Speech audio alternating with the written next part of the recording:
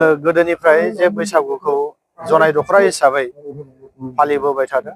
दा बे हिसाबैनो दिनै जनाय दखरा दुलाराय बर' फरायसा आफाद आरो आयज अनस आफादा लोगो नांनानै बे बैसागु बरायनाय हाबाफारि दा बेवहाय आंखौ आलासि महरै लेंहरदों। दा बेयाव आलासि महरै बाहागो लानानै आंबो गोजोननाय मोनदों आरो गिबियाव रंजालि बैसागु फोरबोनि गासै जोंनि दुलाराय बर' फरायसा आफादनि मावथि लोगो बिथांमोननिसिमबो गाहाम हामलायथि बावदों आरो आसामाव रायजो जानाय जोंनि बर' माहारि रायजो राजा बिथांमोननिसिमबो फैबाय थानाय रंजालि बैसागु फोरबोनि गाहाम हामलायथिखौ बावदों। दिनै नैबे रंजालि बैसागु फोरबो एबा बरायनाय बे हाबाफारिनि गेजेरजों जे जोङो जनाय दखरा दुलाराय बर' फरायसा आफाद हिसाबै एबा जनाय हालामाव जोङो रायजो जानाय बर' माहारि हिसाबै जे जोङो गोदो बैसागुखौ जोङो उन्दैफ्राव नुबोनाय बायदिबा बैसागु फोरबोखौ जोङो आब्रुथि गैयाजासे जों फालिनायखौ नुबोबाय थादोंमोन। दा बेनि गेजेरजों दुलाराय बर' फरायसा आफादा दैदेननायनि जे वार्कशप लानाय मावबादा खुंनायनि गेजेरजों जों बैसागु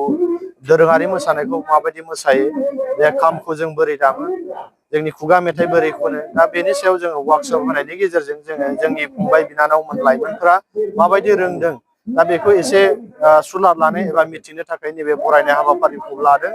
आरो बेजों लोगोसे जनाय दखरा दुलाराय बर' फरायसा आफादनि दैदेननायाव बोसोरफ्रोमबो जोङो रंजालि बैसागु फोरबो बेयाव बादायलायनाय लायो। बे बादायलायनायाव जोङो गोदोनिफ्रायनो जोंनि बर'नि दोरोङारि मोनफ्रोमबो आयदानि सायाव जोङो बादायलायनाय लायो। बेफोरनो जाहैबाय खाम दामनाय, सिफुं सुनाय, सेरजा हुनाय, हारसिं मेथाइ खननाय, खुगा मेथाइ खननाय, जावजा मेथाइ खननाय, देमसि मोसानाय, बेफोर आयदाखौ लानानै सेंग्रा सिख्ला मोसानाय, बिहामजो हान्जा मोसानाय, बोराय बुरै मोसानाय, बेफोर गासै आयदाखौ जोङो बादायनाय आयदायाव लानानै जोङो बैसागु फोरबोखौ खुङो। दा बेबायदिनो बे बैसागु फोरबोनि गेजेरजों जोङो मोनदांदों जे जोंनि जनाय हालामनि एबा धेमाजि जिल्लायाव जोङो जोंनि दोरोङारि मोसानाया एसेब्लाबो जों क्लासिकेल आयदाजों जोङो आवगायनो हादों, बेखौ जोङो नुनो मोनदों आरो। देग्लायनि बोसोराव माबायदि आब्रुथियै सोलिलांनो थाखाय रायजो खावलायदों? देग्लाय रंजालि बैसागु फोरबो बेवहाय आं खावलायगोन जे जोंनि जनाय हालामाव जे जोङो मोनसेल' बैसागु फोरबो खुङो। दा बेवहाय जोंनि जनाय हालामनि एबा धेमाजि जिल्लानि गासै जोंनि बर' माहारियारि आफादनि दैदेनगिरि आरो रायजो बिथांमोनखौ खावलायनो लुबैगोन जे जोंनि जेसेबांनाखि बैसागु फोरबो एबा बैसागु बिदाय जायो बेवहाय जोङो मोनफ्रोमबो गामिनिफ्राय जों बाहागो लानानै जोङो बादायलायनाय आयदायाव जोङो बादायलायनायखौ जोङो बयबो गामिनिफ्राय दिन्थिफुंनांगोन। जों बादायलायनायाव जोङो गुबुन गुबुन गामिफ्रा बिदिनो सानो बादायलायनायानो बाहागो लानानै बान्था मोनाबा मालाबा बिदिनो एसे दुखु मोनलायनाय माबा मोनलायनाय जायो, खिन्थु बे नङा।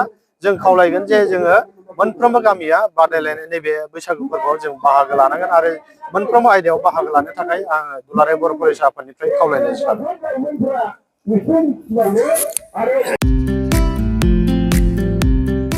मोनसे गोजोनथाव खौरां, दतमा इउएन एकाडेमि फरायसालिया लानानै फैदों मोनसे गोजोनथाव खौरां। नंगौ, दतमा इउएन एकाडेमि फरायसालिया लानानै फैदों बेसेन नाङै मुं थिसननाय। दतमा इउएन एकाडेमि फरायसालिया 2025-26 सोलोंथाइ बोसोरनि थाखाय केजि 1 निफ्राय थाखो 8 सिमनि थाखाय बेसेन नाङै मुं थिसननाय होगासिनो दं। आरो बिथराय आरो फाइलिनि थाखाय फर्म बिलाइनाय आरो मुं थिसननायाबो सोलिगासिनो दं। आरो दतमा इउएन एकाडेमि फरायसालियाव हौवासा आरो हिन्जावसाफोरनि थाखाय हस्टेलनि खाबुबो दं।